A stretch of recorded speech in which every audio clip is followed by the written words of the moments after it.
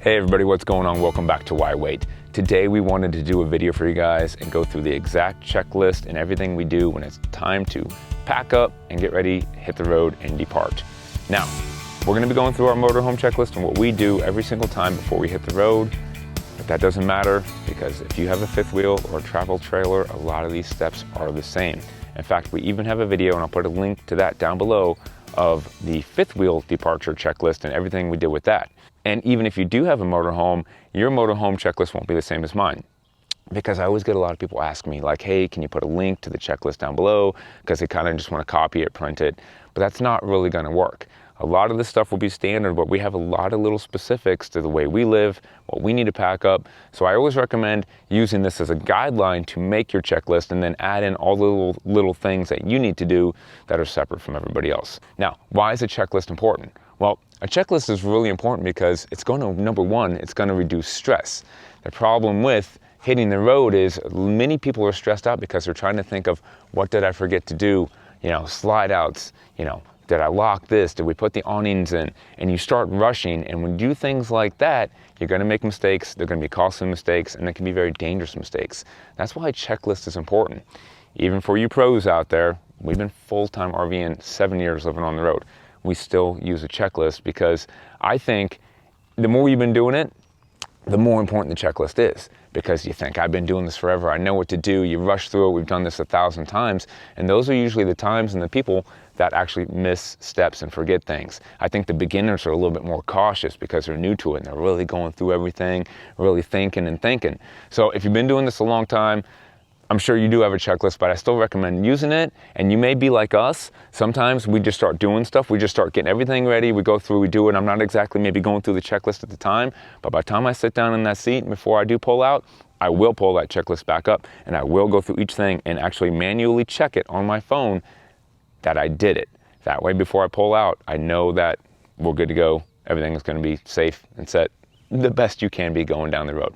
So let's go ahead and jump on inside the coach and go through some of the small things we do inside to get ready for travel day. We have the checklist here, and again, very specific to your own camper, however you're living. I have things like on here, put the rug away, store the dog dish, don't forget to close certain cabinets, and that's not going to apply to you. So what I recommend is, as you pack up and get ready for travel day, go ahead and start writing down some of the specific things that you need to remember each time. And some things are going to be obvious. There may be something in the middle of your floor that the slide outs just won't go in until you pick up that ottoman and move it. Maybe you don't need to write that down. And there may be some smaller things that aren't so specific that you do want to forget, like, taking the shower head down and things like that. I recommend, writing those down so it's just a quick reminder. Oops, yep, forgot to shut the fridge off, or whatever it may be. Now, when it comes down to electronics and powering down ACs, shutting furnaces off, shutting water heaters off, and all those little things you may have on your interior checklist, again, it's going to be very specific. Are you running with a generator? Do you have an inverter? Do you have to shut all those things down? So just kind of make the list as you go along. We have securing Starlink, making sure Starlink comes in. We have a mini fridge in the basement, making sure it's bungeed up. The door on that wants to open up. So go through your basement. Anything that always tends to fall, move, make a checklist on that. We try to make sure that all the closets and pantry doors are shut and secure. Then we go through the bathroom. We have very specifics in the bathroom, putting the shower heads down. We like to turn the furnace or AC off, water heaters, shut the fridge off, turn your propane off going down the road. Big debate right there. Hey, do what you want, but check it off if it's one of the things you want to do. When I'm in the control panel over here, this is where I'm going through and thinking on my tanks, my HVAC system, awnings, water heater. You're going through kind of everything in here, so I kind of have that grouped in one spot on my checklist to go through all that and shut all that down. Now, like most of you, if it's a travel day, things are pretty messy looking. We've been on the road for a few days right now, so if you guys know, on travel days, it's not exactly the prettiest, neatest. Sometimes you never really fully set up when you're traveling from spot to spot because it's just not worth getting out every single rug and plant and decoration you have if you're just going to hit the road the next day, and that's kind of the mode that we're in right now. When we get somewhere for a week or a month, that's when we usually bust everything out and kind of do the full setup again. One thing that we love is we have this little area up here. It obviously used to be a bunk. Now it's storage, and it doesn't always look like this either. This is, storage, the dehumidifier, the dog food, our rugs get rolled up here, certain things that we have out. It's a nice little storage area just for going down the road. A lot of people put things on their beds, people put things on their couches. So I'm sure, as many of you know, anytime you can find, a good going down the road area to store things, find some neat little areas. Who cares what it looks like going down the road, as long as it's safe and secure. This is a nice spot for us to do a lot of that. Corbin's dresser. Dog beds. I'm sure the same with a lot of you guys. The bed becomes a pretty good spot for going down the road and throwing things on. I'm pretty sure we all do that. Corbin has his crab tank, and again, we use his bed to secure his little pets for travel day. We like to use this shelf liner not only sometimes inside cabinets and things. We don't have to do it so much in the Newmar because it has like carpeted shelving, but we do like, as you can see, use this grip liner. We put it down on the counter for travel day, for things that may move around, and it just really helps out with that. So go through the interior and make your checklist, and a lot of this you may not learn for the first few times as you learn what moves around, what falls, what works and what doesn't. Write it down, get you a good interior checklist. A lot of times we do a pre-24-hour checklist, what we want to get the night before. Then we have a morning of checklist, and then we actually have like sometimes a hitching and departure checklist, especially with the fifth wheel. Those were all kind of important for us.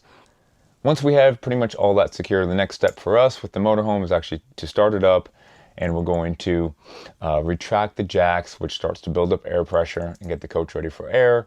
Once that is done and we're on air, we will bring the slide outs in, and we do all this while we're still connected to 50 amp. If we don't have 50 amp, the generator running, it's just best with these big, huge slide outs to have that power. So again, not everything applies to you if you don't have a motorhome. That's why we're kind of going over this pretty quick. Again, more specific details on hitching a fifth wheel and stuff like that, go check out the other video if you want just more details on how I used to go through that. Something that should be pretty standard for anybody would be getting a tire pressure monitor system. We have the Halo View right here, previous videos where we go over that. I usually check this the night before to turn it on and make sure I don't have any surprises. And then again, I get it up and running early in the morning so I can go through and start getting my tire pressures and checking them to see if I need to air up the tires, if there's anything I have to do with that. Now there's always a big debate with motorhomes. Do you bring the slide outs in on jacks or do you do it on air? So straight from Newmar, if you have these full wall slide outs like we do, 38-foot slide outs, they recommend doing the slide outs on air. That's when the coach is actually the most level. Maybe not level on the ground, but that's when the coach and the frame is the most level. So people will think, well, geez, my coach is all sitting in a weird spot. What they want that slide out to be level on air, meaning the frame is not jacked and kind of twisted from when you put your auto leveling jacks down. Yes, when you put the auto leveling jacks down, the coach itself floor is level, but sometimes because of the different torque, you can kind of twist the frame just a little bit, and then the slide outs don't come in, properly, these giant ones. So by putting the slide outs in on air, they recommend that with the big full wall slide outs. You can do it either or. If you don't have the big wall slide out, they say just stay consistent with it, whichever way you do. So for us, the coach just now aired up, the leveling jacks came up, it's on air. Next, we'll bring the slide outs in. When we get to where we're going, we actually put the slide outs out while we're still on air, and then we auto level. And yes, this is a little bit opposite of what we even did in the fifth wheel, where you want to basically kind of auto level first and then get your slide outs out. So check with your coach, your manufacturer, on how to basically go through that process. For us, slide outs coming in. Now, with the outside stuff, for those of us with motorhomes, it's a lot easier to start handling the basement, baggage, and water and sewer once the slide outs are in, because we really have to get underneath all these huge slide outs to kind of do that.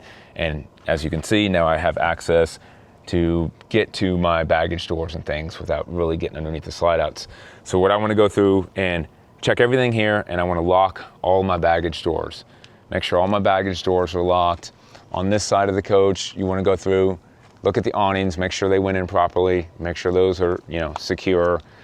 You want to check tires. We talked about tire pressure monitor systems earlier. Get those set, make sure those look good, but don't just trust that. let's go physically up to the tires right here, and we want to look at them. We want to go through and just give the tires a quick once over, make sure you don't see any unusual bubbling, anything obviously sticking out of it. Listen to see if you hear any air maybe coming out of a sensor, and just give them a quick overall look. For us, this is why I like to check the jacks. Always make sure that all your leveling jacks went up. I always check that. That's another thing I check when I do full walkarounds. Speaking of full walkarounds, a lot of this stuff is the same stuff you want to go over when you stop for gas, stop to go to the bathroom, just anytime you stop. Anytime you get out of that driver's seat and you actually have a chance to just go walk around and look at something, do it real quick, because you never know when something happened on the road, and you obviously can't check it while you're driving. So any chance that you stop, whether it's just for 2 minutes, get out, do at least a quick walk around to see if anything's changed, catch it before you get back on the road. Okay, so as we do the full walk around over here, I like to look up, I like to look down. That's one of those things you do check before you put your slide outs in. Get up top on the roof, make sure everything looks okay up there for the slide outs to come in, things like that. Now, we didn't have water and sewer hooked up because we're at a harvest host. If you do, I recommend thinking about water and sewer the night before, filling up your freshwater tank based on your next location. For us now, it's pretty much, we always have it full. When you're worrying about weight and things like that, and travel trailers and fifth wheels, you only want to carry maybe 10, 15 gallons to your next location. Get that done. The night before, if I need to dump tanks, clean them, I think about that. That way the next morning, I can kind of just get it packed up without having to worry about dumping black tanks and flushing them, and it just takes time. It's kind of time consuming. If I can, I like to have all that prepped up the night before, and then maybe the morning of just run off the pump for the few things we have to do. But as you can see with the motorhome, it's nice. I like to take care of it with the slide outs now in, because I don't have to worry about crouching under here and hitting my head and everything like that. Checking tires is a lot more important on fifth wheels and travel trailers. Obviously with those you have to do bearings. Looking at the leaf springs is more important. Checking lug nuts is something I periodically used to do. Not as important with these motorhomes, just because of the way they're built. It's more like, Freightliner chassis, like a real truck. Not as many issues are going to go on. Lots of issues can happen with the fifth wheels and things like that. So I had a regular routine of getting under there, inspecting my leaf springs, checking the leaf spring hangers. You're looking for rust, you're looking for hairline cracks, you're looking for bolts that would have been sheared off already. A lot more going on with that. So make sure you put that on your checklist if you have a fifth wheel travel trailer. Once your rig, your coach, your fifth wheel is all set, obviously now we have the hitching process. That was always a separate checklist when I had the fifth wheel. Again, check out the video, links to all that good stuff. A whole different kind of process. For us, the hitching process is the Jeep. A lot quicker, a lot easier.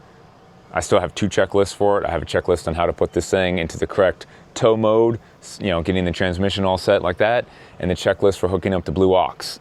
With you guys, it's going to be whatever you have with your travel trailers and fifth wheels. Write down each step. Make sure you go through it. Otherwise, these are going to be the biggest, most dangerous mistakes when these Jeeps and these campers are not connected correctly. One simple mistake here, one distraction, someone's talking to you, you forget to put a safety pin in, a safety chain, you don't latch something, devastating mistake. So this is where you just really need to pay attention, and then just go back again, look at the checklist and double check everything, as well as when you do the walkarounds. It's the first place I go and check the Jeep hitch connections and all that kind of stuff. Do the same thing with your fifth wheels and travel trailers. Before we pull out, normally Megan's gonna go back there. We're gonna do brake light test, flashers, blinkers, make sure everything's wired correctly. As I pull away, she's actually going to look and visually inspect the hitch. Make sure whether it was a fifth wheel hitch or the Jeep, just look at the tow bars, make sure everything looks good as we just take that first few 5 feet, so that everything, nothing pulled out, nothing, kinked funny or anything like that. Okay, the last part, the departure checklist. I'm checking my GPS. I run 2, good advice. I got the, trucker GPS with all my weights and heights and measurements running. I have a backup one. It's always just a good idea. You know how these things act sometimes. Again, I'm checking my tire pressure monitor system, looking at it. I'm checking mirrors, making sure they're ready to go, getting the seat ready, getting all my controls set up, navigation cameras, anything you want to do from this chair, get it ready to go. After that, I pull up the checklist right here on my phone, we keep it in our phone. It's a checklist in our notes. What's neat about that is, we've talked about this in previous videos, it's the same checklist I share with Megan on the iPhone. As I check something off, it goes straight to her phone and she knows it's been checked off. So if we're doing things separately, we can both look and see what's been checked off already and it's already done. I'm gonna go through this. Maybe I didn't use my checklist earlier. Doing this a long time. Maybe I just kind of went through and did everything. This is what I'm talking about, where I'm gonna sit here, I'm gonna go through and actually look at it and physically check it off if I didn't. That's about it. We're gonna crank it up, we're gonna drive safe, and hopefully have a good time on the road. Guys, we just wanted to make this video. It's an important thing to do. Even if you're a pro, have the checklist, use it as a guideline at that point. Make it very specific to your rig. It's gonna be different from my rig. The ideas are the same. It's gonna be a working checklist. Things are going to change over time. You're gonna add things, you may delete things. Who knows? But as always, safe travels out there, and we'll see you guys next week.